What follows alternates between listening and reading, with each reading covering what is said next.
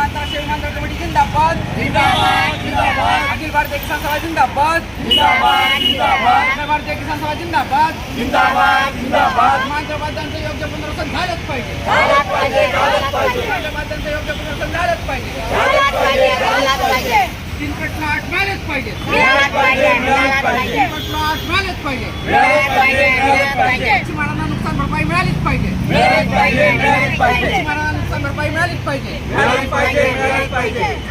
अरे कोण म्हणतो देणार नाही, कोण म्हणतो देणार नाही,